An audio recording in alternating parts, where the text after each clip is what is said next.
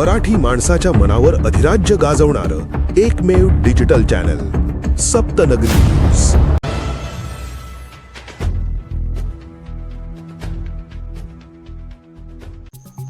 चांदसैली घाटात मलबा हटविण्याचे काम सुरू। घाटात एकेरी मार्ग वाहतूक सुरू। वाहनधारकांनी सूचनांचे पालन करून सुरक्षित प्रवास करावा। सातपुड्यातील चांदसैली घाटात दरड कोसळल्यामुळे काही काळ वाहतूक ठप्प झाली होती।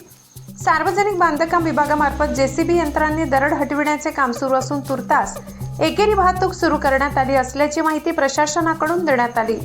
गुरुवारी रात्री मुसळधार पावसामुळे चांदसैली घाटात दरड कोसळल्यामुळे तळोदा धडगाव रस्त्यावर घाट मार्गावरील वाहतूक ठप्प झाली होती। सार्वजनिक बांधकाम विभागामार्फत तातडीने जेसीबी यंत्रांनी दरड हटविण्याचे शर्थीचे प्रयत्न करून काम सुरू करून तुर्तास एकेरी वाहतूक सुरू करण्यात आली।